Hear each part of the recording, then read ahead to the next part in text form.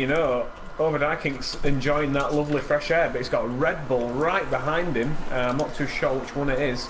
And he's probably wanting to hustle Overdykink out of the way. Yeah, unfortunately we did have a little break in the transmission there, as we do experience that around Monaco, because we're not allowed to put the cables exactly where we want them or under the tarmac, as there's a lot of things that are very interesting about Monaco. DP though, you were just talking about drivers with penalties. You mentioned Jamie James had a qualifying ban, but he'll be on circuit setting a Delta time. There was something else that you were going to mention just after that. Yeah, W Butler 89's got a 10-second rollover penalty for an incident from the last race.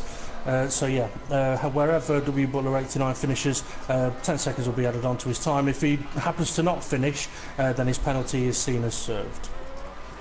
I tell you what, though, I'm not surprised that drivers have got out there straight away when the track potentially could be a little less busy, you know. Just watched Overdykink coming into Sector 2. We were looking nice through Sector 1. Then just coming down towards Turn 6, he's had a bit of a nasty lock-up. Hopefully that's not going to ruin his confidence now as he's running through Turn 10. I'm just wondering what sort of lap times we're expecting around here. I mean, I've got the information somewhere around me, and Delta times, Sector 1 we're looking for a 19.1 or a low 19 as a good sector time. These temperatures may affect that slightly. Sector 2 we're looking for a mid 34, Sector 3 we're looking for about an 18.5 or a high 18, but most likely though going to be 19s. But what's the pole position time going to be? Are we going to see something near the 12s? Well, we've got a 12.9 from Overdykink. That is a strong showing on the ultra softs straight away, but who else is out there about to put a time in? And Mr Hamilton, it looks like he maybe have gone out on a, I wonder if he's going to do 2 runs there, but Simo's on a lap as well. Super soft. Well, Simo's finished his lap, he's gone second. Mr 44's third on super soft tyres. Stock is just coming over the line, but it's looking like a slow one. A 1:14.1, I don't think he'll be happy with that. It's gone 4th place. I'm wondering if some of these drivers are going to need 2 laps, you know, to get some more temperature into these tyres. Without the sunshine burning down onto this tarmac, it's not going to create much tyre temp, and they need the temperature of these tyres to be spot on to get that mechanical grip. Bartman's on a middle lap. As well, a lot of the drivers are using the super soft rather than the ultra softs. Mr Hamilton 44 is on the super softs along with Hammer Time and Stocky. Well, I wouldn't be surprised if the guys on the super softs are just getting a bit of track time to put an ultra soft run in at the end of the session. Kind of put a bit of a banker on the table, as you could say. Danev's crosses the line, currently 7th position. He'll be wanting to go faster. And Temp Fears just slapped the barriers twice down at turn 5. As he heads towards the hotel tunnel, it looks like he's pushing, but it wasn't as close to the barriers as I was expecting him to be on the approach to the tunnel. And I think earlier on he's just had another big lock up on the front right. I think with him dabbing the barriers earlier, it's made him be extra cautious through Sector 2. He's looking nice though through Sector 3. Yeah, maybe. I was just going to say, maybe he just wants to get this time on the board and then he can push again. And the sun is just starting to creep out now over the mountain. The thing is as well, I mean, with the ultra soft tyre, starting on the ultra soft tyre may lead to not being able to do a one-stop race. I mean, it'll be very, very tight. I mean, if people choose to start on the super soft tyre, then a one-stop should definitely be on the cards. If people do want to ask the broadcast team any questions, they can do. Just put at FRR and ask your questions. We'll get to them if we can. We have had one already asking, will there be a race next week or is there a Christmas pause? Well, this is the last World Championship race before the winter break. However, next week on the 21st and 22nd is the World Championship Reserves and World Series Reserves at Canada. They'll be the last races of this particular year. So yes, there will be events next week, but the next World Championship race will be in January. I've got GT Viking on screen at the moment, Sector 1 of a 19.6. He's on the super soft tyres, and this is looking like a strong showing. 35.7 Sector 2, a little bit off there, but with super soft tyres, it's not doing too bad, to be fair for him here. And he's got a little bit of a rear lock-up. Is it downshifting too early? Yeah, and I tell you what, he's binned it. Not binned it, sorry, he's put it back in the pits. That's what I meant to say. I'll tell you what we have had though, Simo, he has gone for another lap and he's done a 12.8. Purple sector 1, purple sector 3, currently provisional pole position. Well, there we are. It looks like he's on the pace. We'll also confirm that Jamie James is out, he's on his out lap, ready to set his Delta time. Yasin Jason on the Ultra Softs in the admin's pick manner. Can't really call him a rookie, he's more of an old timer. He has raced in this league before, but he well deserves a seat for the admin's pick at this current time. Simo then rolling on his in lap. We've got Mr. Hamilton on an out lap. Hammer Time leaving the pit lane. Stocky on an out lap. And as we've got a few drivers on out laps. Oh, okay, we'll find coming to get you. Okay, yeah, he's a little bit off in sector 1, but we'll keep an eye on him. DP, question of the day?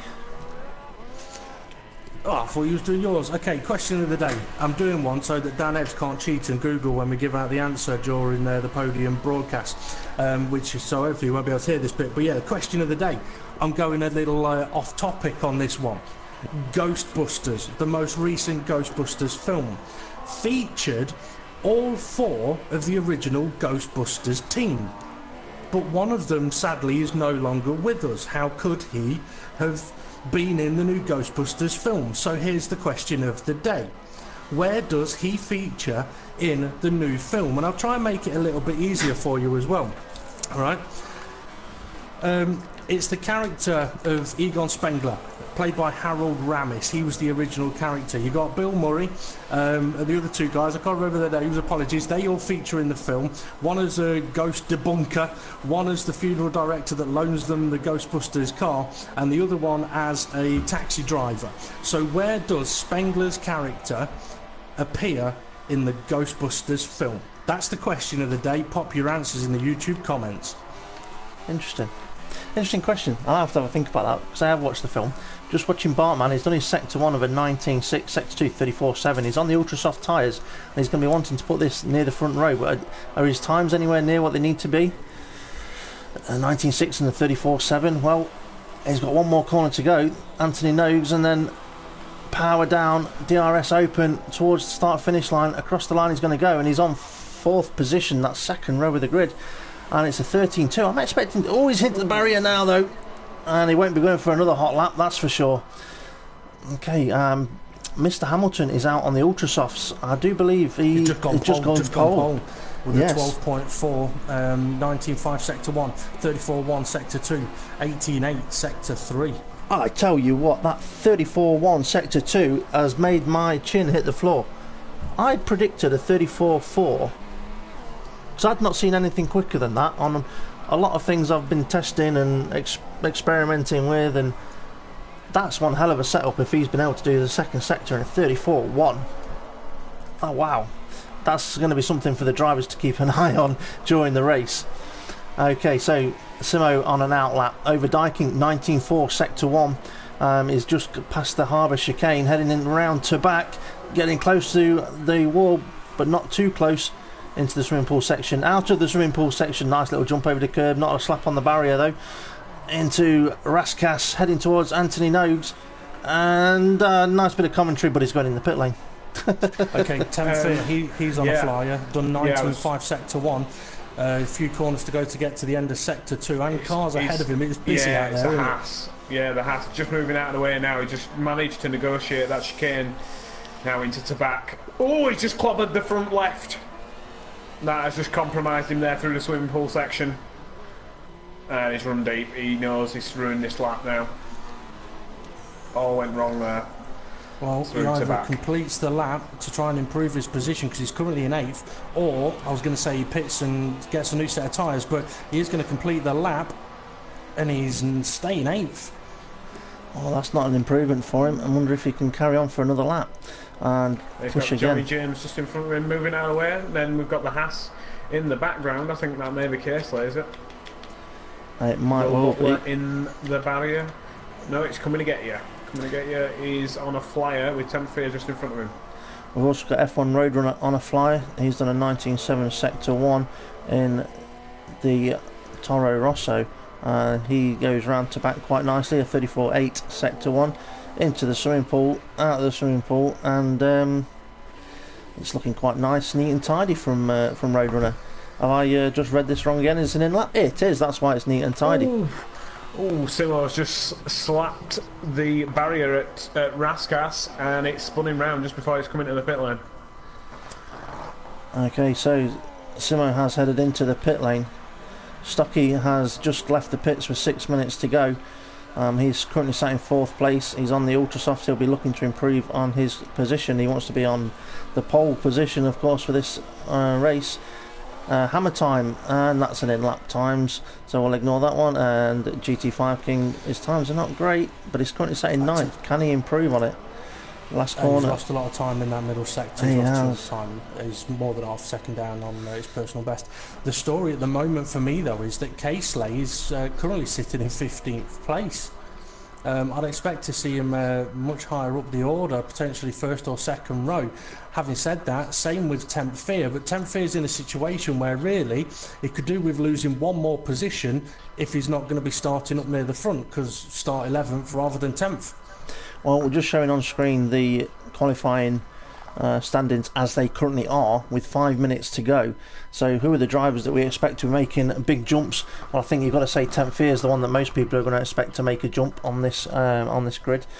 Well, let's get back to the action. Who is out there currently? Stocky is on his out lap. Anybody else out there? Coming to get you in GT5 King, but I think they're both on in-laps now, so Stocky will be the one to keep an eye on. The rest of the drivers are sort of getting themselves prepared in the garage for their next run. Okay then, so while we've got a little bit of a lull, actually, I'll try and get through a few of the drivers' pre-race comments. Jamie James, he was asked, with your qualifying ban, what are your aims for this event? He said, aim is to not block anyone in quali, and top 8 I think will be a success. Overdyking was asked, is there a driver you're aiming to beat in this race?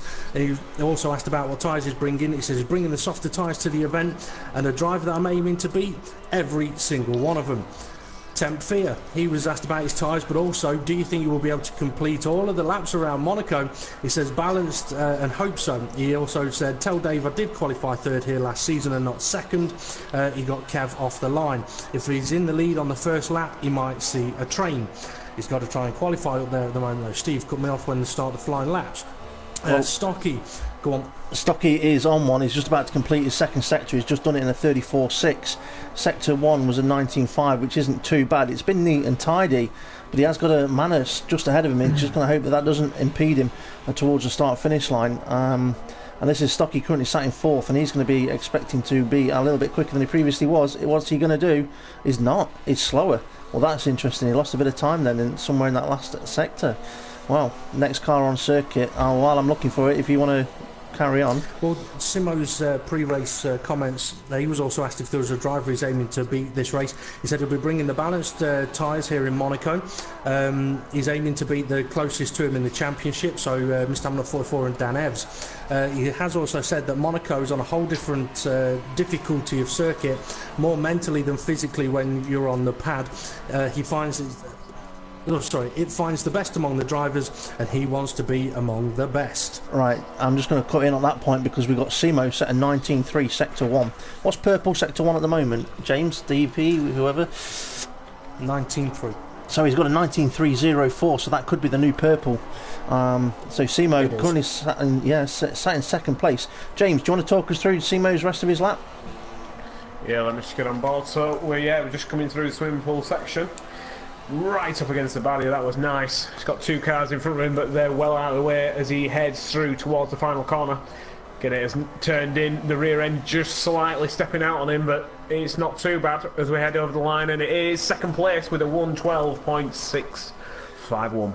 Well, the next car I want to have a look at, I mean, Stocky's just gone 3rd, so he was 4th, so yeah, a little few jumps around the positions there. Stocky is retired from the session at that point, and he feels that's his session done. I want to try and find Temp Fear. Where is Temp Fear? Is Temp Fear out on circuit? He is. He's done a 20.4 Sector 1. He needs to be pushing a bit more. This has got to be an abandoned lap, and he's going to be pushing on his next one, surely. I think we'll watch Temp Fear for this final run. James, over to you for his last lap.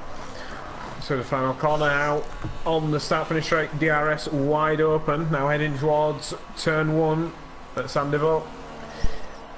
Bit cautious there on the brakes into Sandoval there, up the hill now, heading towards Turn 3 through Massenet. He's ran a touch wide there, has compromised him through the casino section, now down towards turn 5 and towards the lovely hairpin. Get it turned in, a little bit of a lock up. Nice bit of rotation there using the curb. That's smart there. Now heading towards Portier and through the tunnel. Here we go, heading towards 195 miles an hour as we stamp on the brakes for turn 10.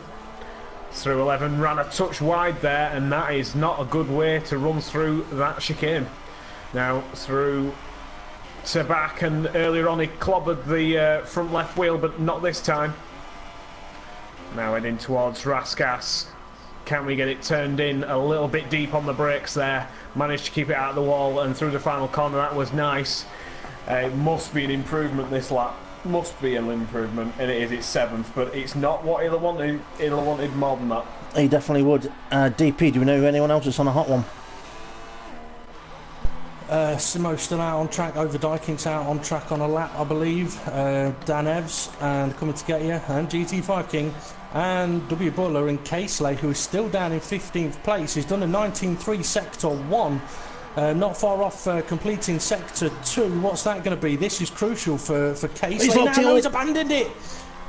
Yeah, big lock. Oh, I tell you what, that's trouble for Casely starting that far down. Mr. Hamilton 44, he is on a flying lap as well, but he's got Simo's car ahead of him, manages to get around him, and he's abandoned his lap. Yeah, maybe he knew there from Casely abandoning his lap. Sorry, GT5 King still on 1, and so is Dan Evs. Dan Evs is just ahead of GT5 King on the track. Overdyking was the last driver over the line, just managed to get over the line with 1 second remaining, and he is pumping. There's a car in the barrier. Mercedes. It quite possibly was, because I think it is Lewis Hamilton's helmet, it is, and Overdyking's just slapped the front right tyre at the back. Yeah, I don't think this will be an improvement. Oh, Dan Evs is sat it is. 8th It's place. 10th here, he's out, he's in the barrier. And Overdyking's abandoned his lap. I think he may have been put off a little bit there by Temp Fear's car. I think that may be it. That'll be qualifying over, qualifying complete. And it looks like Mr. Hamilton 44 sitting in pole position.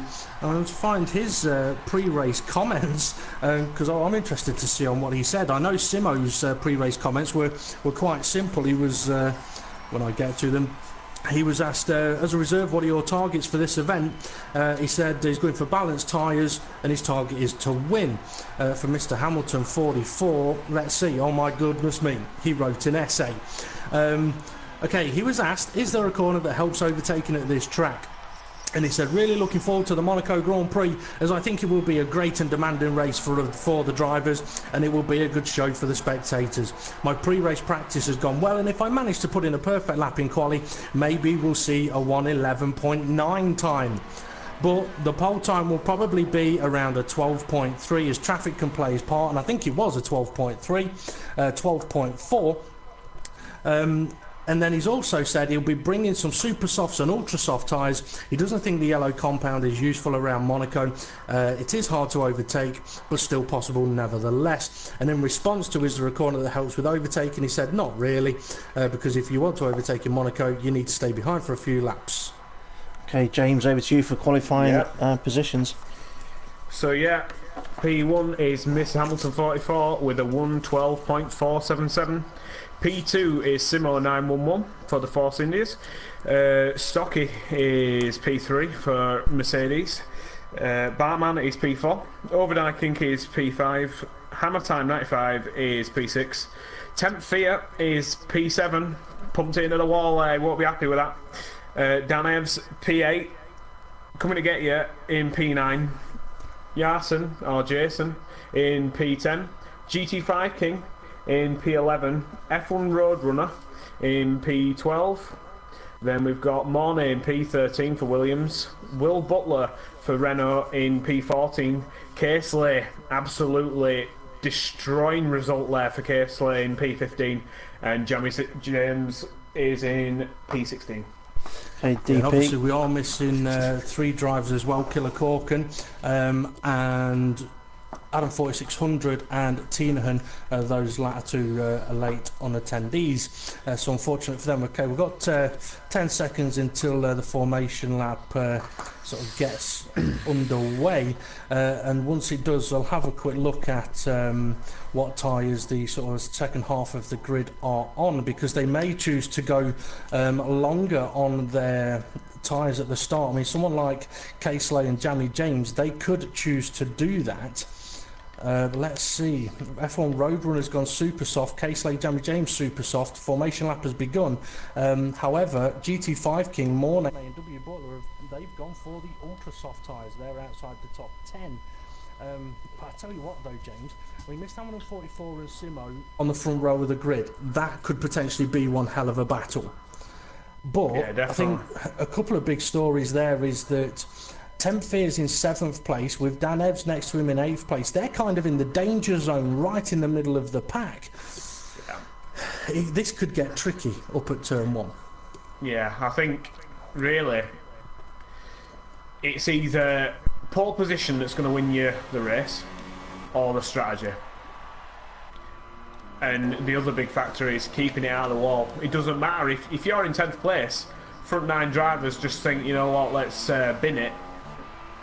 You could be there to pick it up. It doesn't matter how fast you win this race as long as you're there at the end. That's, I was going to say, that's why Jason is my pick for podium. He's not one of the fastest drivers, not by far, but his consistency and the ability to keep it out of the walls is what tends to get him the nickname, or give him the nickname of Mr. Monaco for front row racing, because he does tend to get to the podium more often than not at Monaco. So Mr. Hamilton, as I say, Mr. Hamilton's got 3. Go on. Go on. No, you go on. Go on. Go on. After you. To you. Yeah, three seasons ago, making me feel old now, I think, when I was in the Ferrari in the World Championship, the top 3 drivers that finished on the podium were the only 3 drivers that didn't lose the front wing. Bear in mind, it was chucking it down on that day. I finished 4th as well, didn't I? And I didn't lose a wing, I just spun it. If I hadn't spun, I'd have finished 3rd. Okay, the drivers are forming up on the grid now, so time to get ready for the start of this race. Let's hope them champagne glasses have been removed from Raskas and the circuit has been cleaned, and we need to get to view Mr. Hamilton up at the front, because these lights are going to come on one at a time, and it's when they all go out, the lights going out is the signal for the start of the race, and they go out and Monaco race is underway. This is Front Row Racing World Championship at Monaco, and turn 1. Can we get the cars around this corner clean? It looks like majority of them currently are. I'm trying to have a look a bit further down. I think that was there is pretty a collision. clean. There was a collision further back. Yeah, we've got 3 cars. One car looks to have maybe a DNF'd. No, it's getting going. That might be my car. No. So just to confirm, Mr. Hamilton from pole position got a great start and was able to negotiate that turn 1 cleanly. James? It's Casely. No. So that's what can happen if you don't get your qualifying lap in. So he started, was it 15th position? And yeah, problems at turn 1 for Casely. It's going to be a long afternoon for Casely. So the sun is definitely shining now. These tyres are going to be up. Ferrari locked up straight on at the hairpin chicane. Compromised on the exit now with a Mercedes and McLaren behind him. Sorry, Joey James and GT5 King. GT5 King just spun in the Harbour chicane. Yeah, he just got all locked up just behind Jamie James. I think F1 Roadrunner is a bit of a roadblock in 12th place. A rod block or a road block? Is it? Is that a Yorkshire term? A rod block? Rod block. A rod block. He's bloody blocked. Yeah, stocky ball bits of Haas front wing all turn 1. The drivers negotiate that. You don't want to get a puncture. And punctures is one of those things that can definitely alter your race around here. From practice sessions, I've slapped the barrier a couple of times with my rear, especially on the exit of the swimming pool, and it doesn't. It just goes bang, gone. 100% damage on your rear. It's a puncture. Your race isn't over. You can get back to the pits, but it's 100% tyre damage instantly. So I mean, I've done that on a few out laps, So it's nothing to do with how much tyre wear you've got. If you slap that barrier at the wrong angle, that's it, your tyre's done, and it's an additional pit stop. So I'm going to go back to the front and have a look at Mr Hamilton. He's looking rather comfortable. Simo in second place, Stocky in third, Bartman fourth, Overdyking fifth, then Hammer Time, Temp Fear, Dan Evs coming to get you, Yarson, Jamie James, and yeah. Did we say that Casely is out of this race? I don't think he... Yeah, no, he's still running. No, he's still in the race. He's behind GT5 King. Technically, it's his 17th place, but that's because they've not passed your car yet, Steve. GT5 King has been in the pits because he's got a different compound of tyre on now, so it may have been pit stops for damage for both of those drivers. And Mr Hamilton at the moment, I tell you what, he's making hay while this sun shines, because he is opening a gap up from Simo. He's just gained another 2 tenths in that first sector, but Simo is under pressure from Stocky in third place, and Stocky is going to be thinking, come on, out of my way, get out of my way, I need to catch up Mr Hamilton. Overdyking is harassing the back of Batman in P4, just heading through the tunnel. And yeah, we can see them two fighting for second place up ahead as well. Overdyking's not in a position to make an overtake attempt into the harbour chicane this particular lap, but he's going to be sniffing the rear rack gearbox for a few more laps, I think, before he makes an overtake. He's got to be right up behind. Just say that this is going to be the first lap that DRS is going to be available for them as well, so it'll be interesting to see what he can do down into turn 1. Tell you what else we've got as well. Temp Fear under pressure from Dan Evs, 7th and 8th place.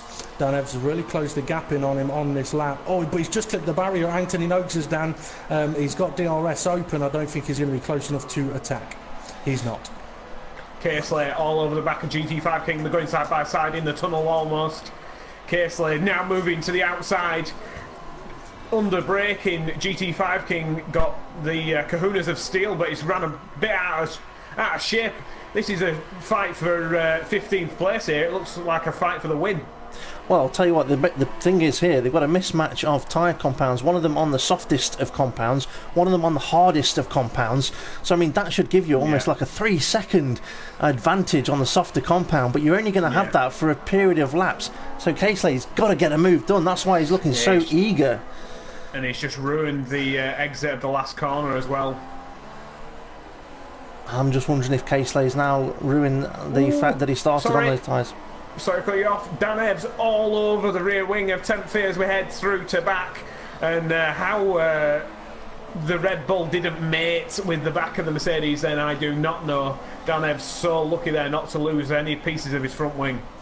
Well, a good way of overtaking round here is by putting unbelievable amounts of pressure on the car ahead of you, hoping that they make a mistake, but not obviously one that you're going to end up being involved in. But if you can give them a bit of front wing damage and cause them to go a bit slower, or maybe want to pit for damage repairs, gives you a position. All you've got to do is put loads of pressure on. Well, one of the things we saw in the World Championship reserves and World Series reserves was Overdyking is getting really close to Bartman. I think he may have a lunge down into Mirabeau. He's having a look. He can't do it though. Yeah, one thing we saw in the reserve races was the best overtaking place was when drivers got drivers out of position. Casely 1 is out of this race. I'll check in a moment if that's a DNF due to damage. I think there's definitely some frustration in there, but I think Overdyking's close enough for a potential overtake again. In the reserve races, the best overtakes came by fake attacking at turn 1, get the driver ahead out of position and then beat them on the run up the hill. That was the best overtaking place. So that's where applying the pressure comes in. You apply the pressure around the whole of the lap to get them out of position in turn 1. It is terminal damage for Casely. His car was in the barrier to back. He's completely out of this race. I'm just watching him walking at the side of the circuit and he is absolutely foaming. Overdyking may be close enough to attack.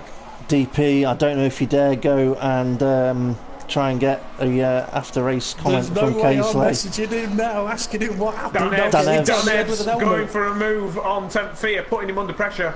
Temp Fear's gone defensive in turn 1 and that's just given Dan Evs even more confidence, knowing that Temp Fear is even considering going defensive. And I can completely understand why Dave would not want to go and stick his microphone where it's not welcome, because I'm pretty sure Casely would tell him what to do with it. Overdyking had a little look at Bartman there, and Bartman turned in as if he wasn't there.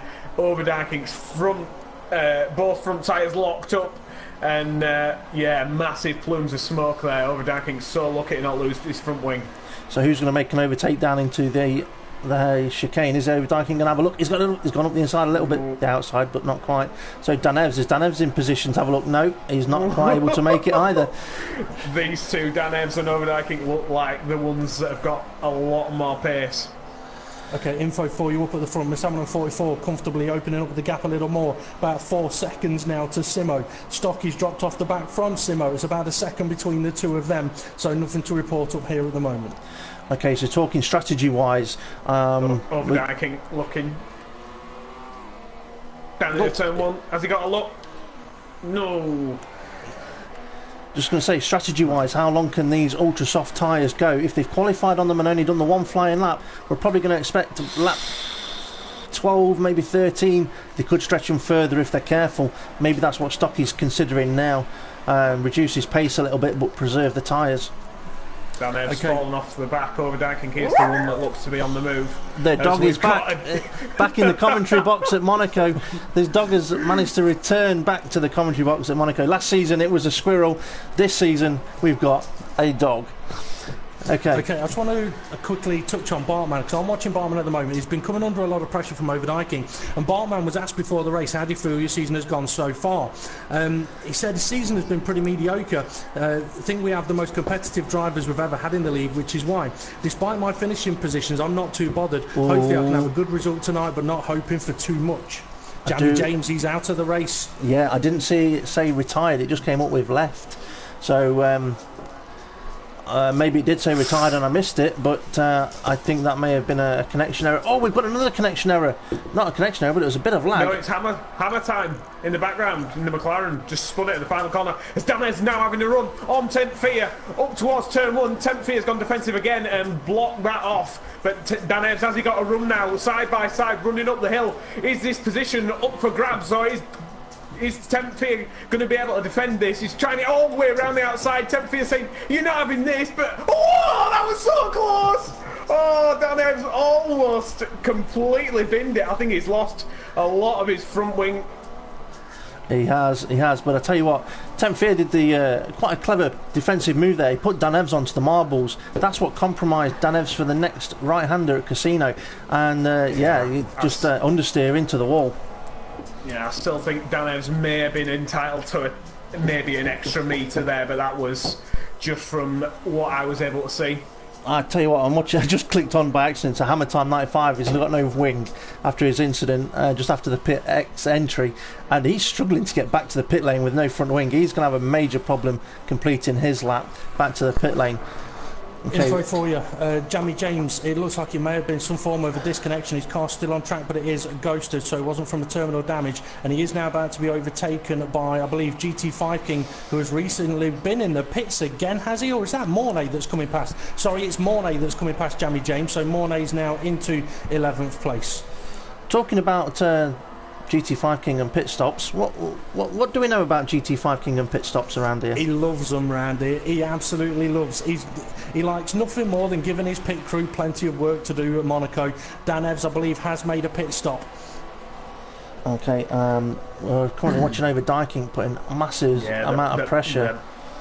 I don't know how Batman's putting up with this pressure. I think his backside is going to be squeezing a bit, hoping that Overdyking will not be able to make a move, but this must be slowing the pair of them down massively, as Overdyking's having a little bit of a look and Batman says, no chance, sunshine, you're not alongside. It's not an easy... Dan Evans has come out of the pits on the soft compound tyre. That's the hardest compound here in Monaco, but he's right behind F1 Roadrunner and Mornay, who have not stopped yet. So Dan may be able to go to the end. It's a long way to go, 30 laps on a set of tyres, but he's got traffic.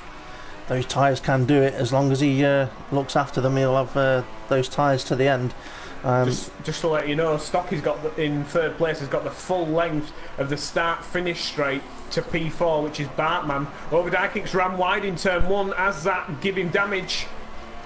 Okay. His front wing looks to be all there. And 10th Fear is actually closing in now on Overdyking.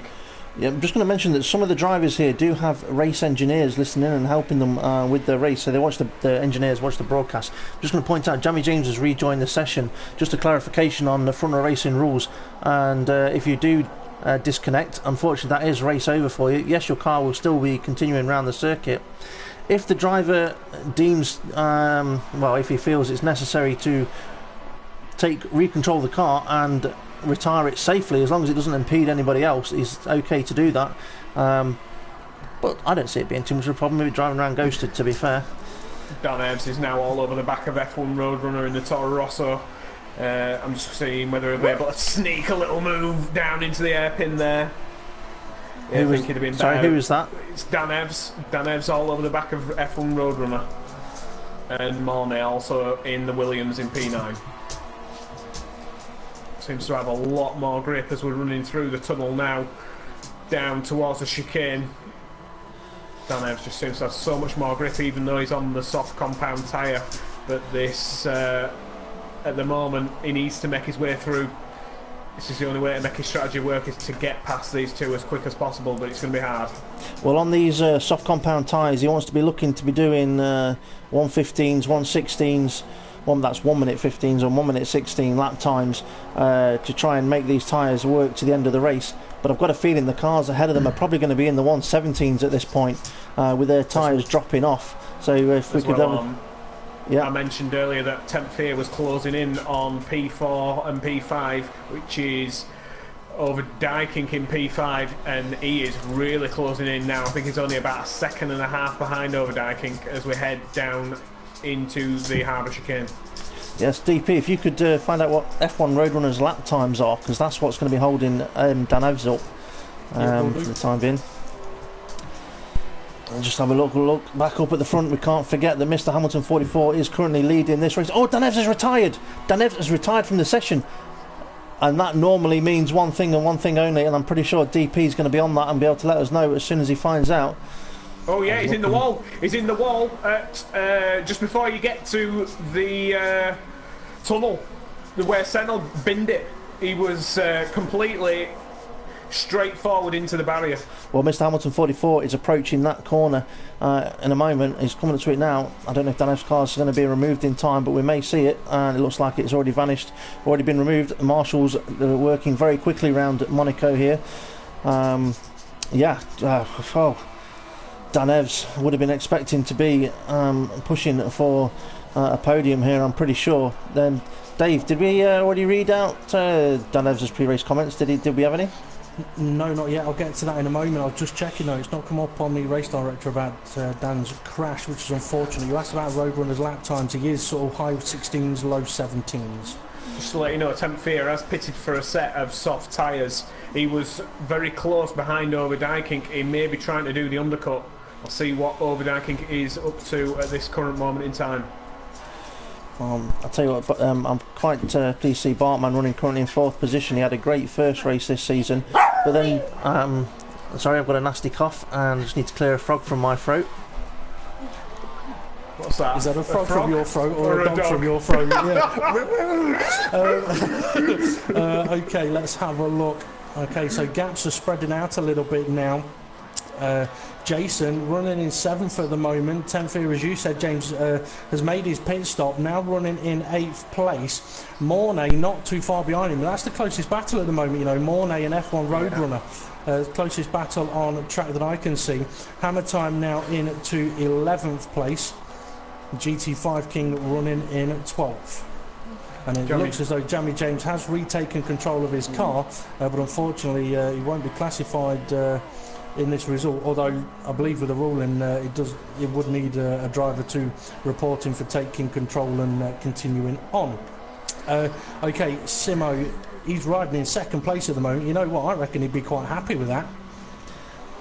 He's not too far behind Mr. Hamilton either. He's only, I think he's probably about 5 seconds behind in total time loss, but if he wanted to stick on a set of super softs, he may give him a run for his money. Just confirm, Jamie James took control of his car, pulled it into the pit lane and did the correct thing of retiring the vehicle, so appreciate that very much there, James. Yeah, respect to him on that one.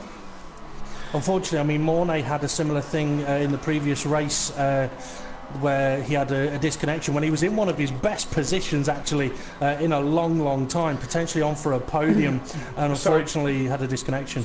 So just to let you know, Jeremy James's car is on circuit and is currently slowing down Bartman, and it's slowed him down so much that it's allowing Overdyking to have a look at Bartman. So is this inter-team battle going on here, or is Jeremy James in control here? Because if he is, he needs to be getting out of the way. No, he definitely came up. James's car. It definitely came up saying it was retired. Now I can tell you what, but they've just driven straight through the car. Yeah, right, okay. That I think it's more of a visual glitch. Yeah. Interesting one. Yeah, we did have the visual glitch in the reserve race, didn't we, with your broadcast car? Yeah. So Overdyking, deep into the harbour chicane. That's what you call an overshoot. Is that his new name now? Overshoot. Right. I'm not gonna give him any more nicknames. Stocky is in the pits in P3. So Stocky then, I believe that to be the first pitter of the front runners. So how much of an undercut can Stocky make? Well, it's going to be an interesting one, because when he comes out, where is he going to be? Yeah, I think Batman may be able to just pip him here. He's just coming out of the pit, and he's Overdyking going to be able to get past as well. Let's have a look at Overdyking. Well, Overdyking's going to be wanting to get past, and can he get the power? Behind, no. Well, that's important for Stocky to be ahead of Overdyking, but it does mean, though, he has got Bartman ahead of him. Yeah, Stocky is going to be foaming that Batman's in front of him. Well, he'll be foaming, but at the same time, he'll be hoping that Bartman's going to be pitting very soon. I mean, he's on much fresher tyres, but we know how difficult it is to overtake here. He's probably just took about 20 car lengths out of him in like 2 corners. Yeah, you can tell that the Ultrasofts are starting to go off at this point, and it all comes down to what strategy you want to run. This is his chance. Now. Yeah, this is his chance. I think no matter which way Batman goes, Stocky's going to have him. He's staying on the racing line, but Stocky's backing completely out of it. Oh, he's going for the exit. He's going for the exit of the chicane, going for a better run out of the exit, but it's not going to work to back too soon. Overdyking's under pressure behind. Yeah, we've got a Haas behind him, hassling him, and that'll be coming to get you. And he is coming to get you. Yeah, because I think he can see that Stocky's been held up, but himself's also getting held up. I think Stocky needs to try and make it. Oh, it's all right because Bartman is going for the pit, and Overdyking as well.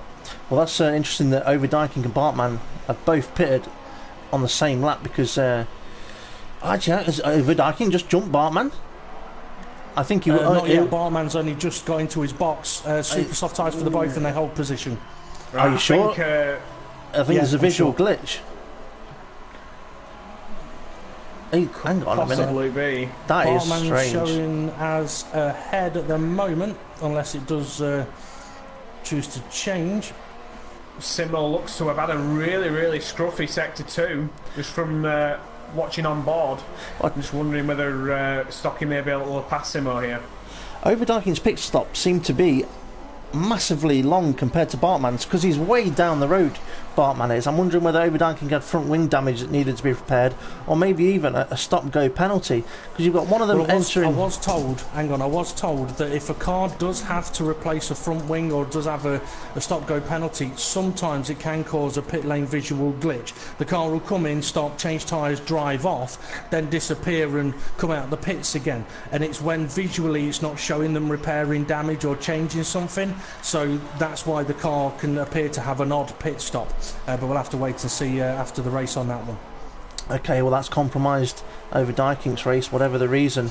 Hammer Time currently running in 10th place, Jarson 11th, and it looks like he has got pressure behind him from Will Butler. Up at the front, Simo in P2 has pitted, and 10th is only about 2 seconds behind him now. 10th? Sorry, I'm getting confused. 10th teammate Stocky in P3 is only about 2 seconds behind Simo now. Okay.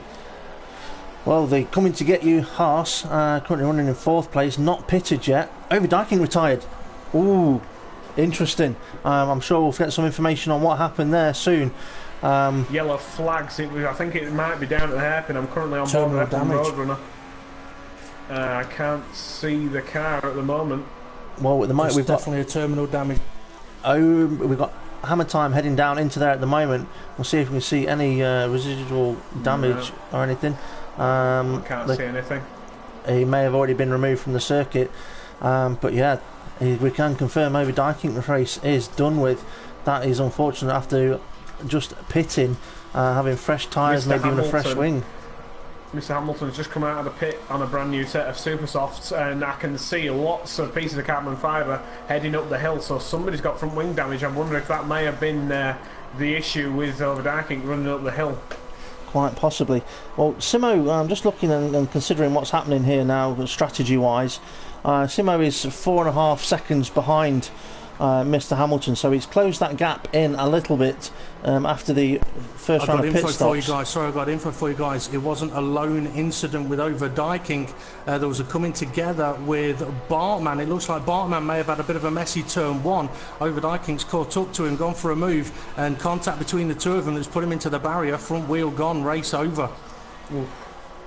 And Jason and F1 Roadrunner has just come out in front of F1 Roadrunner there.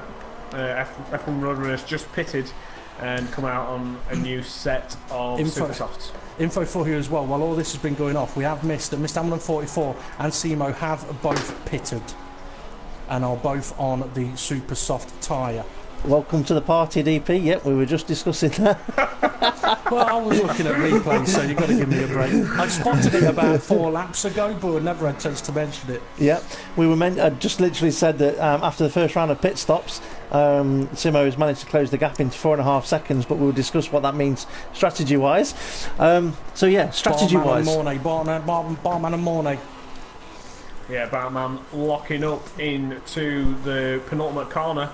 Now coming to the final corner, Mornay looks to be really struggling for even turning. Bartman looks to have a lot of oversteer. Mornay looks to have a ton of understeer, and that's not what you like to have around Monaco as we head through turn one. And now it's all about traction. Can Bartman get a good exit here? It's not a bad one, but Mornay looks to just have enough to keep him behind. I could do a confirmation from DP if Mornay is still on his first set of tyres, because I've got a feeling that he might be. He might be losing out here as Bartman had his front wing up the inside there. Mornay just still turned in. That was a bit rude there towards Bartman. Rude or ruthless? Well, whichever way it is, Mornay's still got the position at the moment. Oh, the traction now. It's all about the traction. What's the McLaren got as Bartman? He's having to pull with the back end of a donkey. Sorry, I mean a Williams. That was a bit nasty, but Mornay doing the right thing and getting out of the way there, because that was getting a bit dangerous. Well, I'll tell you what, Mornay has made a pit stop. He has made a pit stop. Wow, those tyres should be a bit grippier than what we're expecting. Maybe he's got a bit of a strategy, or maybe in mind, or maybe a bit of front wing damage is off the pace slightly. But yeah, I'm pretty sure Bartman is going to pull away from him at this point. DP, we've not mentioned. Yeah, I was going to say we've not mentioned question of the day. If you want to quickly run through that again at some point, I will do as well. Just a heads up, you've got GT5 King in 10th place with Temp Fear behind him. Different compounds of tyres there. Okay, question of the day. I'll quickly go through it again, and it's one that I've tried to design so that Dan Evs can't Google it and cheat. Which, unfortunately, now that he's sat in the paddock having a bit of a rant, he may be able to try and do. Oh, Mornay's out of the race! Mornay's out of the race! In some ways, I would hope that that's a terminal damage DNF rather than a disconnection for a second race in a row, and it is a terminal damage DNF. That's massively unfortunate for Mornay. He's up at the top of the casino completely, both wheels gone. There it is. He's in the barrier. Temp Fear's just driven past him, and there's a lot of smoke there. Well, I hope the driver's okay, and I'm pretty sure the marshals will remove the car quickly as soon as the driver is fine. That's an unfortunate event again. All over the back now of GT5 King. GT5 King's going to have to do something special to keep Temp Fear behind. Okay, I'm going to try and do the question of the day. If he goes for the move, just interrupt me. He's going for it now. We were going to the tunnel. Temp Fear's just had GT5 King had that awful exit there. And Temp Fear's just eyeing this one up. GT5 King slamming on the brakes, and Temp Fear didn't go for it. So here we go. Let's get the information, DP. He's not listening. No, sorry, I'm sending a message. So yeah, GT5 King, he's locking up a fair bit now. He's GT5 King. That's not what you want to be doing, even though you're under pressure. And also Hammer Time, it looks to be under pressure from coming to get you, and that's for 5th place. I'll tell you what, I was just going to say, Temp Fear is going to struggle here, even though he's got DRS. GT5 King managed to pick up DRS from the Sauber that's circulating the circuit as well. But up the hill, 10th Fiat is looking left, he's looking right, but the road goes left and right as well, and my camera needs to change. He didn't get the move done. Heading towards Casino now, and he's close enough to make a move at any point. But he's got a nice run there. He's got a nice run. The problem here is he wants to make sure he finishes the race. Yeah, we've only just gone past half distance. I feel like we've been going at this for an hour, but yeah, we're on lap 21 of 39, so we've only just gone past half distance, and 10th Fiat needs to get a nice exit now, running through the tunnel. Put it in a rich mix, as I'm sure GT5 King's got the rich mix also running for defence. 10th Fiat looks to have a nice exit, but through to back it is going to be an absolute nightmare with dirty air. But 10th Fiat's got a lot of oversteer through here. That will be the dirty air causing the oversteer, but also he's pushing a lot. He may get a bit of overheating in those tyres using the super softs. Run a touch wide. This is the opportunity 10th Fiat's looking for, and the rear end's going, and 10th Fiat is looking which side is he going to go. So he's going to go up this inside towards turn 1. This is going to be a lovely move if he can make it. Locks up all from tyres. Oh god, what a move, what a brilliant move there from 10th Fiat. He's just made me actually wake up. 5 laps of absolute boredom, and then 1 corner of absolute joy there. We'll get ready for some more, guys, because Hammer Time in 5th place is now under pressure from coming to get you 85. And you know what? Jason's not too far behind with F1 Roadrunner right behind him as well. Yeah, coming to get you in the Haas is very close to Hammer Time. Yeah, I just confused myself there for a moment, so I was thinking Hammer Time was leading, but it's Mr. Hamilton 44 that's leading the race as they head through the swimming pool section. Hammer Time looks to be clinging on for dear life in that McLaren through the swimming pool section. Looked to be completely offline, completely on the ragged edges. Coming to get you. He's now got DRS. He's not close enough though. I'm going to quickly try and get question of the day in there again. Okay, so question of the day. The new Ghostbusters movie. Oh no, sorry, I've just seen in the background Jason, he's under a lot of pressure from F1 Roadrunner. Not close enough to be attacked though, so we're alright for a moment. Okay, the new Ghostbusters movie. It featured all 4 of the original Ghostbusters, even though one of them sadly is no longer with us and passed away. So my question is, where did that particular actor feature in the new Ghostbusters movie? It was Egon Spengler, played by Harold Ramis. That was the original, one of the original Ghostbusters. The other 3 Ghostbusters, one of them in the new Ghostbusters film was a ghost debunker, another one was a taxi driver, and the third one was owned a funeral home and lent the new Ghostbusters a hearse to have as their car. So the question of the day is, where did Egon Spengler, or Harold Ramis's character, feature in the new Ghostbusters movie? Answers in the YouTube comments, and we'll see if anyone gets anywhere close. Well, I'm going to have a guess. As soon as he's passed away and they were using funeral directors' cars, I'm going to say it was, because I'm pretty sure there was at some point in the film there might be some sort of reference to somebody's funeral, so I'm going to say it would have been his funeral that it was made reference to. So that's my guess. So looking back up at the front, we've got Mr. Hamilton still. It's a guess. It's a guess. It's a random guess. I've got no bloody idea. I don't have a clue. I saw the trailer and thought I don't want to watch that, even though DP has tried to tempt me to watch it. Was it too scary for you, James? Was it too scary for you? It just seemed a bit. I liked it, it's alright. Mr. Hamilton 44 is coming up to traffic, by the way, and even though blue flags will be waving, it's still not an easy circuit to let a driver past. So we've got a Williams ahead of Mr. Hamilton 44 here, and the best place he can let him pass is on the exit of this corner, and that's exactly what he has done. Perfect way to let him by there. Simo in second place is still 4.2 seconds behind. Stocky now 13.5 seconds behind. I wouldn't be surprised though if Stocky at this point is now sort of like, you know what, there's a lot of people crashed out of this race, I don't want to be one of them. I'll take the 3rd position here. I'll beat Mr. Hamilton 44 at a different circuit. That could be the case, and in 4th position it will be Bartman He's Oh, quite a he's fair under a way lot of behind. pressure. No, Yeah. sorry, Mr. Hammer Time's under a lot of pressure now. My apologies there. So we've got both McLaren's fourth and fifth coming to get you. Really trying to force the pass here. Yeah, there's a difference of compound again. So this is where Hammer Time 95 is probably going to be going to the end. In fact, I wouldn't be surprised if both these drivers are going to try and get to the end on the compound tyres they're on. But that would mean coming to get you would need to make the pass and create the tyre dead kit. Jason, the Manor in P7, he's closing in on these two as well with Roadrunner. So yeah, if Hammer Time looks to be a little bit of a cork in the bottle here.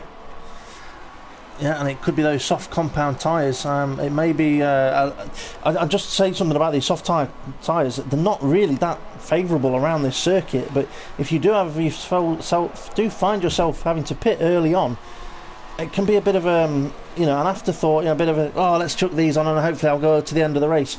But they don't. It's very difficult to get your set up. Oh, Jason's just hit the wall. Jason. That might be a bit of damage from Jason. I may have cursed him earlier on. Well, let's hope that his car's fine, but he is coming under pressure now from F1 Roadrunner. But yeah, if you've not got a setup suitable for those soft compound tyres, you may not be able to get the lap times done on them that are required to make them last a long time. GT5 King in the pits, getting rid of soft tyres. I think he pitted end of lap 1, put those soft tyres on, and now he is coming out of the pits, potentially 10th place. Simo's in P3 now. Yeah, why? He's put on a set of ultra soft tyres. That's a strange call there from Simo. And that is promoted Stocky into P2. Yeah, and but he's not too far in front of him. Now, we did just notice a message come up on the screen that Hammer Time has left the session. I didn't see a retired, which probably means a connection issue for the McLaren driver there. But yeah, this means Simo now, he probably realised he was not going to be able to do anything about Mads ahead of him unless he does something different to Mads. So he has took that option up. This is it. With the ultra soft, he needs to hope that Stocky pits and gets out of his way so he doesn't hold him up. Because not really. I mean, it's actually a sensible choice that he's gone for. The only downside to it is that Stocky's now ahead of him. If you think about it, maybe his tyre wear was a little bit worse than he would have wanted. The car ahead is pulling away, not catching him. He's catching Stocky, and Stocky's actually going for the pits. Yeah, that's exactly what he wanted. Well, I would have been tempted if I was Stocky to stay out unless his tyre wear is too bad. But from Simo's point of view, it's not a bad option to go for because he's got brand new tyres, better grip, more chance of staying out the barriers. He doesn't have to push too hard. He may still be able to catch Mr. Hamilton 44, but it's not going to be easy. Stocky may just be playing sensible because fourth place is far enough behind that he's not coming under pressure from that. Well, Mr. Hamilton now, he's in a situation where the undercut has been done. So in other words, if Mr. Hamilton pits to try and match Simo's strategy, he can't do it. He's going to come out behind him because Simo is 17.5 seconds and the pit lane lost time is about 19.5 seconds, so Simo would be ahead. So for Mr. Hamilton to win this race, he needs to get his car to the end. But that gap could be coming down at a rate of almost 2 seconds a lap for about 10 laps. Oh, the back end of the car and the Red Bull for Mr. Hamilton 44. Absolutely on the ragged edge, and he's still got another 11 laps to go if that's the case. Yeah, but he's probably done 2 or 3 laps on them already, maybe 2, which those tyres will have the life to do that strategy. It's just those last few will be off the pace. We need to make it work now. You've got Jason in 6th place with a car just ahead of him, car just behind him. I believe that may be the closest battle at the moment. I'll keep an eye on the gap between Mr. Hamilton 44 and Simo for you. I mean, it's 16.2 seconds at the moment. I'll keep an eye on how much that gap comes down and let you know. But I do think that that battle between Jason and the other two drivers could produce something very, very soon. Yeah, we're currently watching. Go on, James. Time 95. I don't know if he's got a problem. I don't know if it's fuel related because his car seems to be glitching backwards and forwards. His car's ghosted. He's already out of the session, right, James. okay. Cool. Right. Apologies for that, viewers. Yeah, So I get with the party, James. Come on. As you I talked about that 5 laps ago. See, it's easily done. It's easily done. No, you didn't. But yeah, no, Stocky has gone for the same strategy as Simo. Well, you know what? GP was right. I mean, Mr. Hamilton 44, he's got no choice really but to go to the end now. Simo's just completing a lap and the gap's now down to 14.1 seconds. He may be able to catch up. Passing, though, whole different ball game. that is correct, but I'm just wondering if Simo's, what he's done there may have been absolutely vital, because in a way he forced Stocky into pitting. I wouldn't say necessarily forced him, but the way it is, if he thought his tyres weren't going to go to the end, he's pitted at the sort of point in time that he's kind of said to Stocky, you've got a choice, you've got to try and keep ahead of me and I'm on the better tyres, or pit and you've got a chance of, with me, maybe catching up the car ahead. But I tell you what, an interesting point here as well, though. I mean, some of the drivers in the World Championship, they have race engineers who will be in their chat parties, talking to them, watching the live streams, perhaps watching other drivers' live streams. But I know both myself and yourself, Steve, we've both done it before, where we've been in a race and we've unfortunately ended up out of the race. And instead of going mental and going off on one, what we've done instead is we've turned into a race engineer for our teammate that's still in the race. So I'm just wondering, if Mr. Hamilton 44 hasn't got a teammate, whether Dan Evs could have gone, you know what, I'll be your engineer for the rest of this race. And had he been there to do that, whether he could have helped Mr. Hamilton 44 in those couple of laps where the opportunity to make a stop was available. Some info for you as well. W. Butler is catching up to Hammer Time 95's car. No, he's not. He's catching up to Bartman, or he's just had to let him go. But W. Butler is still running. He's the last of the runners at the moment. So I think technically it's 10th place. yeah, so let's have a look back at Simo. 11.7 seconds with 9 laps to go. Well, 8 plus this one. I think that's going to be too much to ask for, but I think he's going to give painful. Yeah, Something painful is about to happen. Mercedes-Benz are about to get the shock of their life as Red Bull are about to lap them with Mr. Hamilton 44. Temp Fear is going to be crying when this happens. The gap leader to Simo is now down to 11.7 seconds. Yeah, well... Right, game on then. We've got 9 laps to go. With Mr.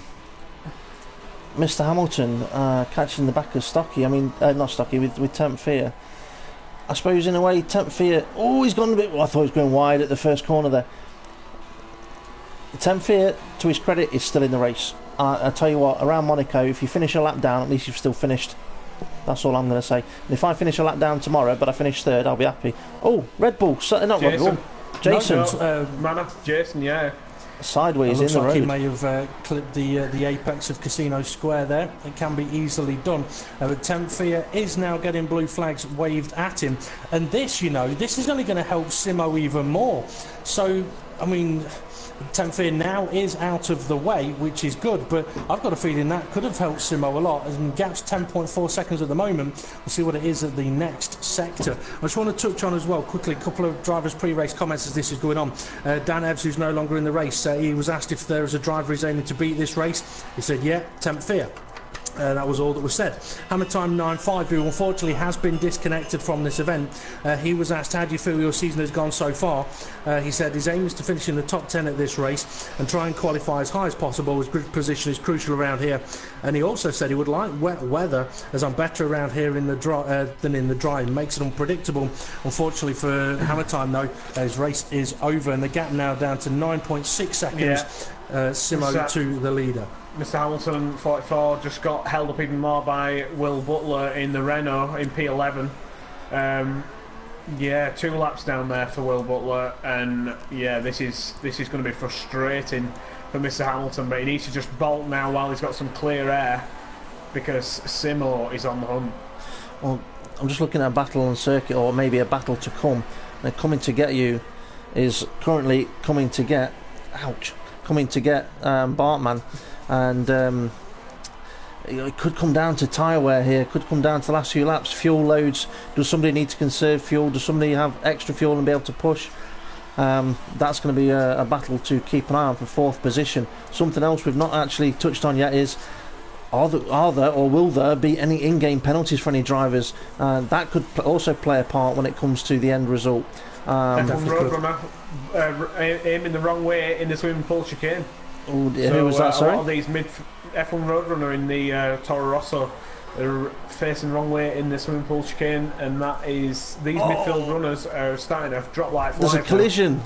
F1 Roadrunner trying to get into the pits, and there was a car coming round Raskas, and I don't think... Was it a Manor or a Renault? The Manor was already ahead. It wasn't a Renault. Okay. I didn't quite catch who it was. I can't even tell you what make of car it was. Maybe DP. It may have been Simo. It may have been Simo, because he's now 9.6 seconds behind. So yeah, it could have been Simo there. He's got a bit of traffic ahead of him as well. The Renault and the Manor of Will Butler and Jason. So Will Butler 2 laps down, and the Manor in front of Jason 1 lap down as Will Butler nicely gets out of the way there. Clever place to get out of the way there, because you get your full speed down through the tunnel. Because if you let somebody through just before the tunnel, after that corner, you've compromised your exit. So if you let them past in between the two right-handers there, you kind of like minimise your lost time. Coming to get you is on the back of Bartman, as the dog agrees. I just want to quickly touch on, seeing as I think we're having a look or we'll be having a look at Coming to Get You, his pre-race comments. He was asked as a reserve, what are your targets for this event and what tyres are you bringing? He said he's going with a balanced set of tyres, and he also said that this is his worst track for pace on the calendar, so finishing this race is the goal, and points for Haas if possible. Bartman's under a lot of pressure here. Coming to Get You, having a look at Mirabeau. Gets Bartman a little bit out of shape as they head down to the Lowe's chicane. Now going to Mirabeau 2. But he's a little too far behind to really attack now out of the tunnel, unless he has a good run and Bartman has a poor one, which it looks like that may be the case. This is the opportunity. If Coming to Get You is brave enough, if he's got the speed, if he's got the confidence, he's going to go for it. He's having a look.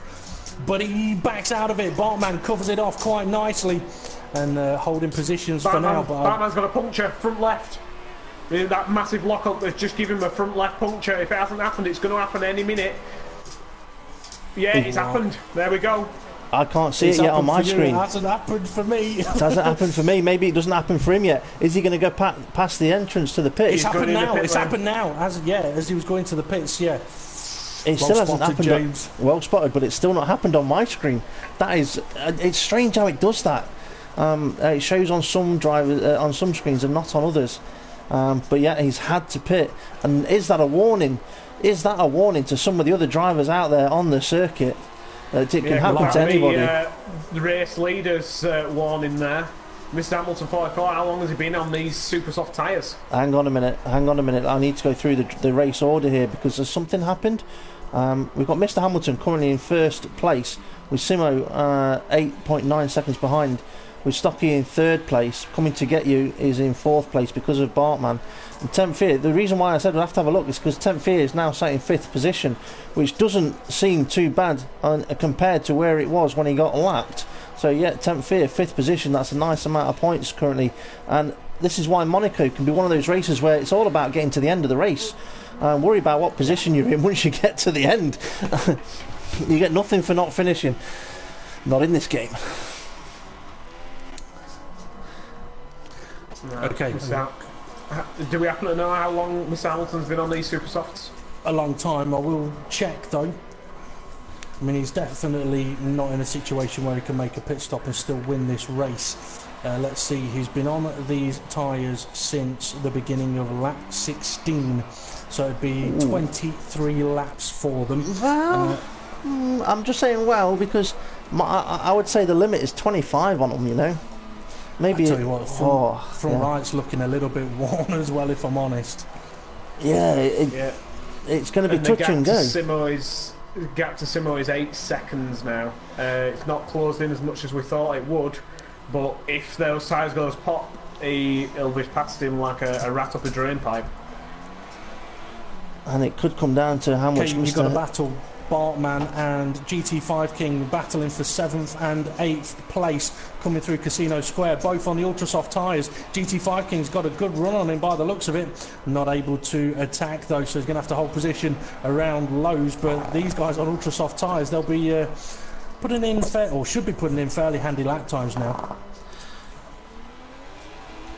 That car of Bartman's, the back end is just squirming from underneath him as he just smacks the rear wheel against the wall, and that's the sort of thing that can just give these cars that extra bit of wear and possible punches, and the ultra softs are definitely prone to punches around here.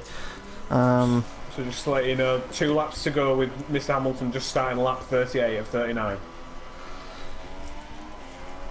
Okay, so GT5 King, sorry, his pre-race comments by the way. He was asked how many pit stops you think would be needed for this race, and he kind of glossed over the cheeky comment there. He said that surprisingly he's feeling confident around Monaco, got a nice rhythm around here. We're bringing ultra softs and softs and looking for a 2-stopper. He thought a 1-stopper would push the tyres too much, which for Bartman has been the case. Just going through the order still, and I'm looking for the closest battle on circuit, and I believe it is that battle you were just mentioning there of Bartman and GT5 King. And I'm just wondering whether GT5 King is going to think, do I push, do I battle with the amount of laps that are left, or do I just go, do you know what, let's get a few points on the board, because it can be so easy to stick you. I mean, the difference in points between 7th and 8th, it's only going to be a couple of points. Is it really worth risking the race and getting nothing for you? Well, we'll see what happens. 10th fear just getting in the way of Simo now, who is wanting to get past as quick as possible. 10th fear does the right thing and moves out of the way. Simo is now the last lap of the race. It's still 5 seconds behind the race leader. It's all about whether Mr Hamilton 44 can keep it on the black stuff and out of the barrier. But not only that, is if he can get within the 6 seconds, that's the equivalent of 2 corner cut penalties. Exactly. Or 1 10-second penalty if you've made a big mistake somewhere. Penalties could come into play if Mr Hamilton gets a puncture. Yeah. I just want to quickly cover one more driver's pre-race comments because he's still in the race at the moment. F1 Roadrunner, he was asked how do you feel your season has gone so far, and he said, I'm making no race comments, I'm standing silent as the season has been a disaster so far for me. I'll do a press release after the race. Basically all of his pre-race comments have been pretty confident, and he's struggled to get to the end of races, so this week he said, I'm not saying anything in the hope of getting to the end, and he's on course to do that at the moment, but Mr Hamilton 44 only got a couple of corners to go. Yep, so here he is then as he approaches Rascast. He'll be back down there for a party later on and into Anthony Knows, and if anyone knows why it's called that, let us know as he approaches the finish line to take the victory at Monaco. It's the race that everybody wants to win, and he can say that he is now a Monaco winner in front row racing, and that will be much delight there in his crash helmet. The finishing gap as he went over the line was 3 seconds exactly.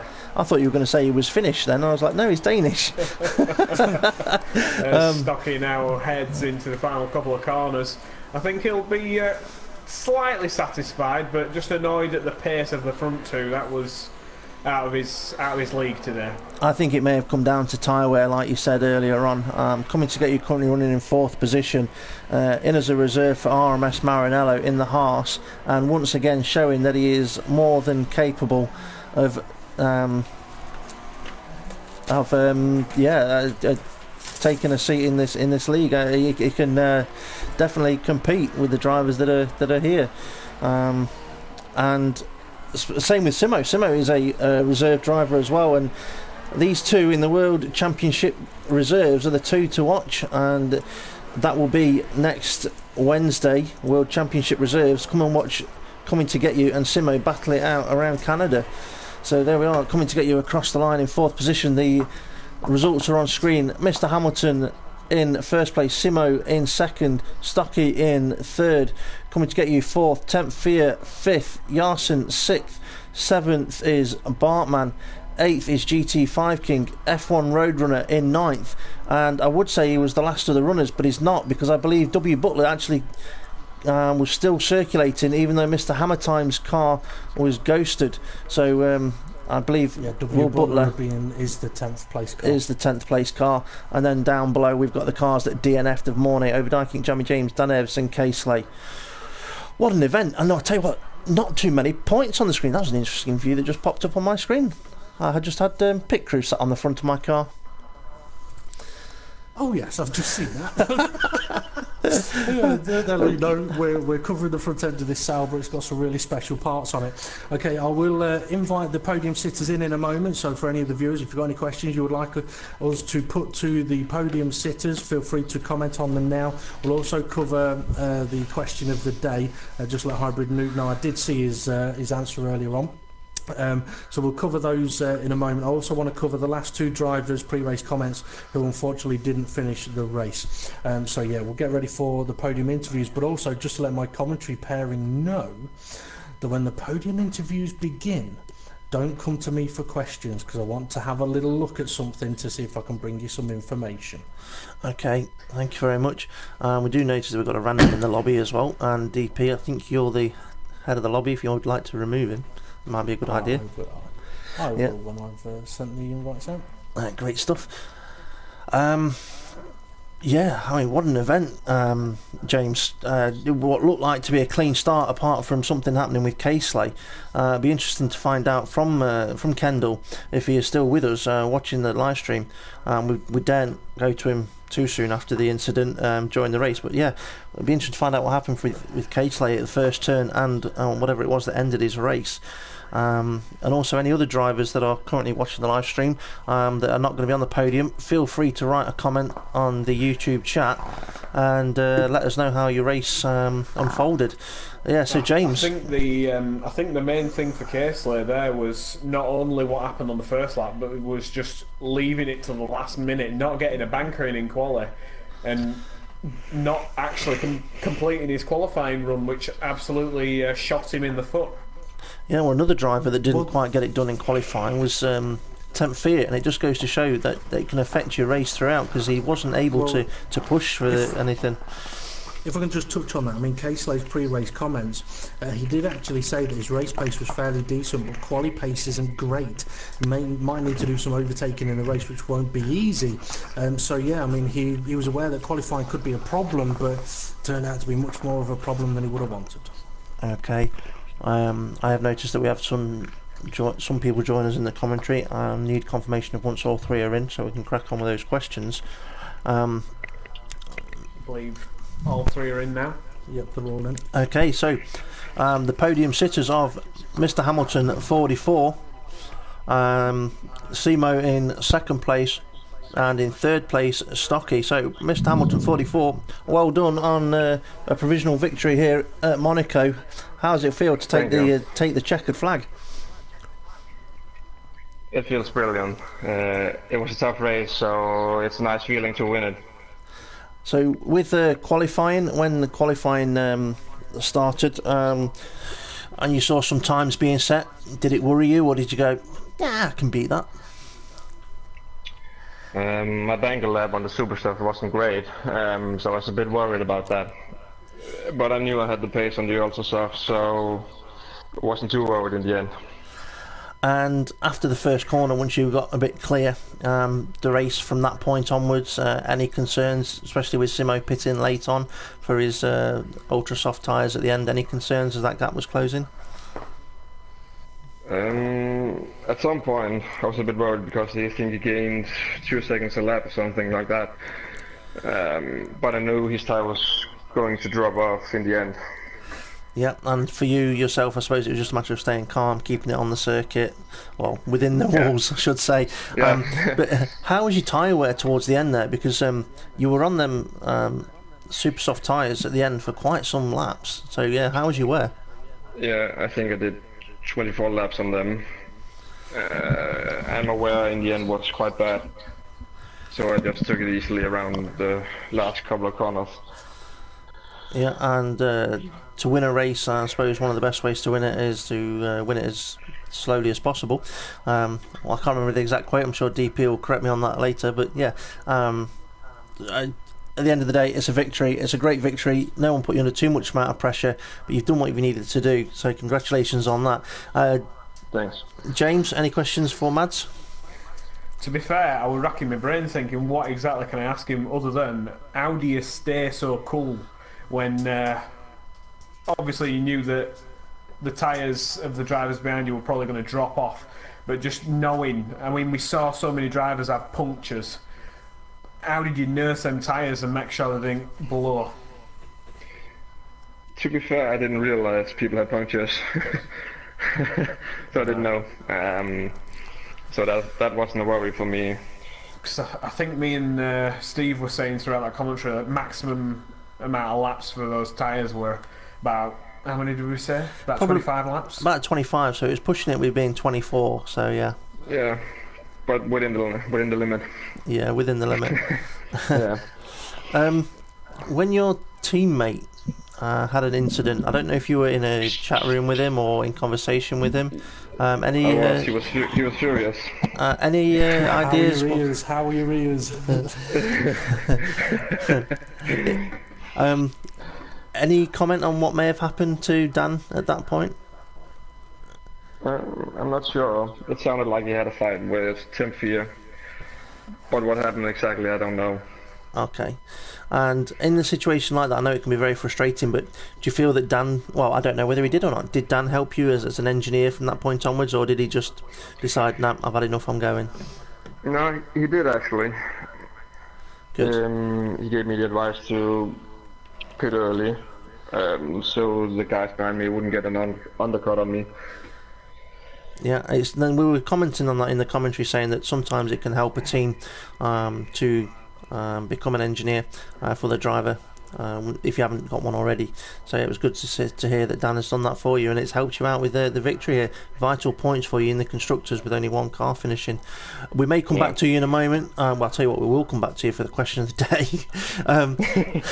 But we may have some questions on YouTube for you in a moment. But before we go to the YouTube questions, I will move on to second place on the grid, Simo. So then, Simo, a better race this week than what you did in the World Championship reserves previously. I can see you got, well, obviously you got a lap time in qualifying. How was the qualifying and then the opening lap for you? Yes, sorry for Mr. Hamilton. I blocked him in the qualifying in the last laps, but I just was sleeping on my wheel. So sorry no for that. worries, mate. No worries. So we didn't catch that, but it's good to hear. Apology there. It didn't obviously affect him as he still was able to set pole time. So yeah, Simo, first lap heading towards that first corner. Did any thought go through your mind about trying to make an attempt at overtake into turn one, or was there just no opportunity to do that? Yeah, it was just following because it's so hard to overtake from the wrong side in the start. And strategy-wise, did you change your strategy partway through the race to see if you could overcome the distance between yourself and the leader? Yeah, I lost some seconds before the pit stop because my cat was moving some boxes onto my pedal, so I lost a few seconds. I was going straight to the chicane after the tunnel. I've heard some excuses, but that's a new one. Anybody with pets? I'm going to use that one. See how it goes. Anybody with pets, though, it doesn't matter what the pet is, whether it's a dog, cat, rabbit, or whatever, will understand. Because we've all been there at some point. Yeah, we've all had them in the commentary box as well. But at the end of the race, what did you seriously think those tyres were going to catch him, or was it more of a securing second place? I was just trying something different because I knew that even if with the super soft, even if I catch him, I think it's so hard to overtake here. So just try to something different. Yeah. and you pitted it pretty much bang on the right time to make those the ultra softs work at the end. But obviously, when you came out of the pits, you had Stocky ahead of you on the slower compound tyre. Did that worry you? But obviously, he pitted, which would have been a relief. But was you concerned in case he was going to the end on those tyres? Yeah, I think he was a bit slow. Did he have a damage or something? I don't know. We will find out in a moment. But yeah, concerns? No. You knew you had it. Yeah, maybe. But there was some traffic in the maybe 8 laps before the end, and I hit the F1 Roadrunner and destroyed my front wing, so that was the race. Yeah, we managed to catch a bit of that on the footage, and what it appears to be is F1 Roadrunner may have had an incident where he spun earlier on that lap and may have had a bit of damage. He was trying to get back to the pit lane with a damaged vehicle as you approached him. So I think he may have been trying to focus on his own damage, and also you may have not been aware of obviously his damage, just a combination of things there, but. Still a great second position there for you. James, any questions for Simo? To be fair, mate, you've just nicked all my questions I was going to ask, so I've got to say some more. What a brilliant race, but I've got no questions for you, mate. I apologise. I'll tell you what, I'll ask Stocky one question and then I'll leave it all up to you. So, Stocky, third place. One question for you. Simo says you were a bit slow out there today. Was it slow or was it damage? Slow. It's not very often somebody calls you slow. I had damage, that's why I pitted for the second time. Ah, okay. But yeah. I've got a question. No, go on, James. James, over to you. Stocky, not to take anything away from your podium, because it's been an absolutely brilliant drive, and you did really well not to smack off your front wing like a lot of the drivers have done throughout that race. What do you feel it is that Temphy is slightly lacking this season compared to yourself? It just seems to me like you're slightly edging him out in the battle. I know we've only done a handful of races, but it doesn't seem his old self compared to last season. He's going to love my answer to this question, isn't he? To be fair, he doesn't have as much time to practice as I do. He does college on Monday and Tuesday in the evening, so he's not on. But I suppose a little bit of luck as well. And maybe a bit of lap time here and there, but the lap time isn't much. That's you just saying you're better than him. A little bit of lap time here and there. Is it a little bit less better than you this season, pretty much? Is that what you're saying? I'll let you say it. I ain't saying anything. I'm going to interject here and help Stocky out. We've said it for many seasons. Drivers who have the time to practice have the opportunity of being much quicker, and those drivers that don't have the time to practice, it does hurt them. It hurts them in setup, it hurts them in lap time, it also hurts them in luck as well. So don't worry, Stocky, I'll back you up here. Back off, commentary team. Yeah. Stop being so rude. Ask him a question about his own race. I'll ask you a question about your race, Stocky. Part way through that race, right, you got Miss Hamilton 44, you can see he's doing quite well. Simo, he's also doing quite well. Was there a point in that race where sort of mentally you went, right, let's get to the end. It doesn't matter what happens, let's just calm down, let's get to the end, let's bag these points and I'll beat him at a different event? After the first round of pit stops, when Simo came out in front of me, I thought it's not worth trying to risk the car and 15 points to try and overtake someone around Monaco. So yeah, around that 14, 15. Okay, I'm quickly going to do the question of the day again. I'll ask the question, give you a moment, guys, to have a think about it, give the people watching on YouTube another chance to post their answers, and then I will go on to the questions from YouTube for the drivers. So the question of the day, it's a dead simple one, and it's got nothing to do with Formula 1, right? Ghostbusters, the new Ghostbusters movie. I like it. James ain't seen it. He's too scared. In the new Ghostbusters movie, all 4 of the original Ghostbusters team make an appearance. Although one of them, sadly, is no longer with us. He passed away. And that guy was Harold Ramis. He played the part of Egon Spengler in the original Ghostbusters movie. Now, in the movie, the other 3 characters, as I said, they make an appearance. One of them is a ghost debunker. He doesn't believe ghosts exist. He gets killed by a ghost. Spoiler alert. Another one owns a funeral. Anytime soon, or I've already asked it, but I'm giving some extra info. One of the characters owns the funeral parlour that loaned the new Ghostbusters the car, and the other one was a taxi driver right at the end of the film. But the question is, where did Egon Spengler's character feature in the new Ghostbusters movie? So that's the question of the day. Post your answers on YouTube. Guys in the podium interviews will ask you in a moment, so I'm going to go on to the questions from YouTube for the drivers. Okay, let's see. We have one for... when I get back to it. Simo, one for you. Did you start losing hope when you stopped banging in the fastest lap times, or did you still believe you could catch up to Mr. Hamilton?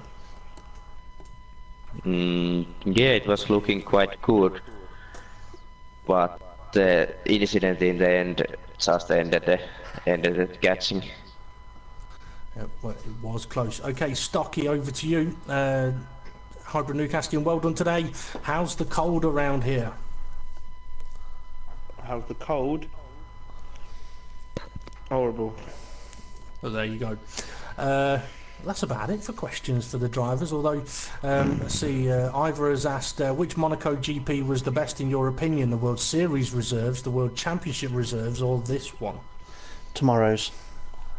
I was tempted to say tomorrow's or last year's World Championship. Also, to all three drivers, what do you guys think of standard mandatory setups? Well, stupid idea. I think that, I was going to say the silence pretty much answers your question, but there we go. I'll just mandatory set. If it was for the league to say you had to use a mandatory setup, I think there's two ways to look at it. We want to be quite professional and run with the nice rules that we do and everything, and I think to take people strategies away from them, it's kind of taking us away from what Formula 1 is really about. The setups, the strategies, and how you drive the car, getting it to drive how you want it to. So I think it's not necessarily something that I would agree with. Okay, that's about it for questions. Okay, a couple of answers on YouTube about the question of the day, but I think it's one that's possibly stumped a few people, because the only one that's really had a guess was Hybrid Nuke, and he was asking if it was on the logo. I need to get back to his comment. The logo in the station, no it's not. Dan Evs hasn't been able to answer because he's not been able to find the answer on Google, so he's not been able to cheat on this one. So we'll go to the drivers. Drivers, any guesses at where Egon Spengler's character featured in the new Ghostbusters movie? On the back of their suit things. It's a good guess. It's a good guess. Mr. Hampton 44, your guess?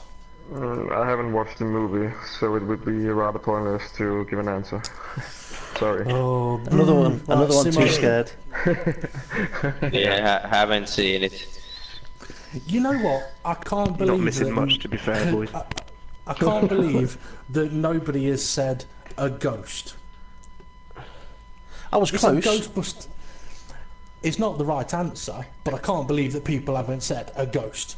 The right answer is it was a head statue outside the office of Erin Gilbert before she gets signed up to the Ghostbusters. The door opens and there's a big golden head and it's his character just there. So there you go. One that Dan Evs couldn't cheat at with Google. But there we go. Okay, so question of the day done. Tomorrow I'll revert back to the usual theories. Okay, I'm going to return just quickly to Mads then and ask him. Canada is the next round for World Championship. It is going to be after Christmas, the 4th of... I nearly said 4th of July then. 4th of January. So it is a little bit of a break. Now, do you see that as the break being a help or a hindrance? Will more people have time to be quicker? Or do you feel that it will help you in being even quicker at Canada? It's not going to help me because I'm going on a skiing holiday during Christmas, so I won't have that much time to practice. So maybe the others can catch up. Okay, so Mr. Hamilton then may not be on the podium in Canada. It'll be interesting. He's almost as cool as real F1 drivers. Yeah. Oh, I was going to say he's going off to be the Danish Eddie the Eagle Edwards.